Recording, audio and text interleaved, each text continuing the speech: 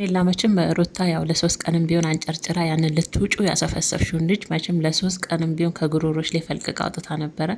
አሁን ግን ያው መልሳ ሰጥታሻለች። በነገራችን ላይ ሄርሜላ ደስተኛ እንደሆነች ታውቃላችሁ። አውቃ ስታስመሰል እኮ ትናንትም አሁን አብርሽን ቆሞ ጥላው የሄደችው ለማስመሰልና ያው እንደሚባለው አሁን ለምሳሌ ትናንትና ወይኔ አብርሽዬ ምናምን ብላ በደስታ ብትቀበለው ሂጂ ሲሏት የምትሄድ ስትመጣ ሲሸኟት የምትሄድ እኔ ሲሏት የምትመጣ ባጣ ቆይነች ስለሚሏት ያቺ የተመልካችን ትረባ ፈርታ ነው እንጂ አብርሽ ላይ ጨክን አይደለም። ምክንያቱም የምትፈልገውን ነገር ነው ሩታ ያደረገችላት። በመጨረሻም አብርሽን እንደዚህ ብላ ሩታ በመሰናበቷና ከአብርሽ ህይወት መውጣቷ ለሄርሜላ ደስታ ነው በነገራችን ላይ። ምክንያቱም ሄርሜላ ምናል አብርሽን የራሷን ለማድረግ ምናል እንደጣረች ሁላችንም እናውቃለን። ሁላችንም ማለት ነው አብርሽን በእጇ ለማስገባት እንደምትወደው እንደምታፈቅረው ቤተሰቦቹን ወንድሙን ሳትፈራ ሁሉ አብርሽን እንዳፈቀረች ተናግራለች። ስለዛ የምትፈልገውን ነገር አግኝታለች። የእውነቴን ነው የምላችሁ ሩታ አንገቷ ላይ ቆማ ያስተፋቻትን መልሳ ሰጥታታለች። ያ ደግሞ ለእሷ ትልቅ እድልና ትልቅ ደስታ ነው። አውቃ ስትግደረደር ነው። ለማየት ያውቃችሁ። ነገ ተነገ ወዲያውን አብርሽ ጋይዳ አብረው እንደሚመጡ ነው። መልሳ ምን ትላለች?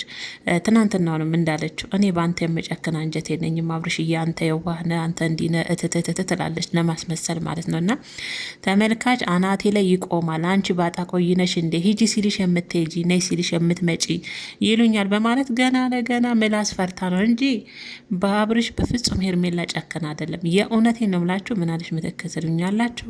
ሄርሜላና አብርሽ አንድ ላይ በቪዲዮ በራሱ ቤት ነው ደግሞ ትናንት በእሷ ቤት አይደል የመጣው፣ እርስ በርስ እያደጉ አይደል አብረው፣ ነገ ደግሞ በሱ ቤት ነው የሚመጡት። ስለዚያ ለሄርሜላ የሩታ ያ በቀል ነው ብላ አብርሽን ከህይወቷ ማሰጠቷ ለሄርሜላ ትልቅ እድል ነው ማለት ነው።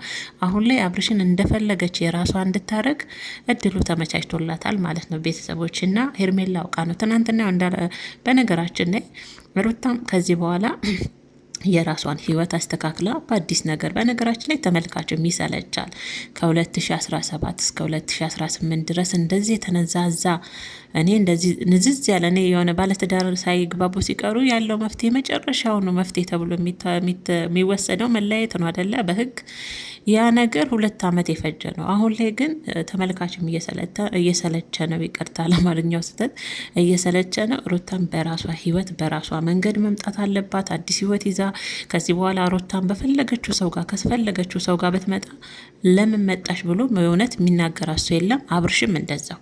ምክንያቱም በቃ ሁለቱም አይፈላለጉም። ሩታም ስለማትፈልገው ነው ያንን ነገር ያደረገችው እንጂ አብርሽን የእውነት የምትፈልገው ቢሆን ኖሮ ያንን በቀል ብላ ያንን ነገር አትሰራም። ለእኔ ስህተት ነው በነገራችን ለቤተሰቦች እና ሁለቱም እንግዲህ የራሳቸውን ጥሩ ህይወት ይዘው በቃ ልጃቸውን እያሳደጉ በመልካም ነገርኛ እንዲመጡ ነው የምንፈልገው። ሁለቱም የራሳቸውን መንገድ መኖር መብት አላቸው ከዚህ በኋላ ማለት ነው።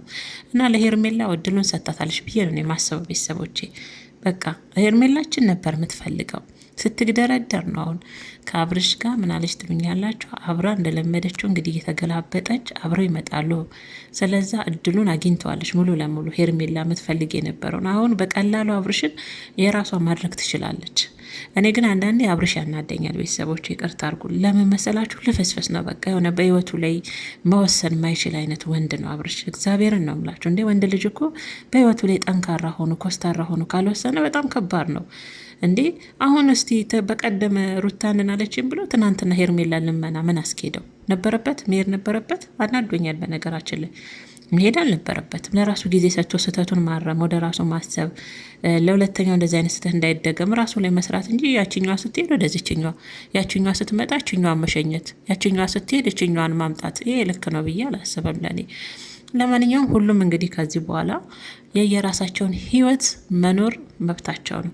ትናንትም አሁን አብርሽ ወረቀቱን እፈርምላታለሁ እሷም እንደፈለገች በፈለገችው ሁኔታ ህይወቷን መኖር ትችላለች፣ ህይወት ይቀጥላል ብሏል። ይሄ ደግሞ ምን ማለት ነው?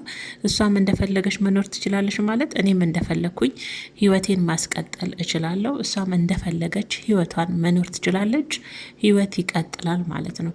ስለዚያ ከዚህ በኋላ ሁለቱም ተስማምተው ልጃቸውን እያሳደጉ የየራሳቸውን መልካም ህይወት መኖር ነው ከዚህ በኋላ የሚጠበቅባቸው እንጂ ሩታ የእውነት ወደ አብርሽ መመለስ ብትፈልግ ኖሮ ይሄንን ነገር በፍጹም አታደርግም። በፍጹም።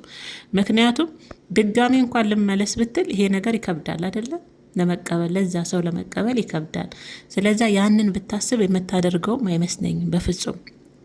ማገን ስህተት ቢሆንም የተደፋው አይታፈስም ይባላል አይደል? አንድ የሆነ ነገር ሆኗል። ሁለቱም የየራሳቸውን ህይወት መኖር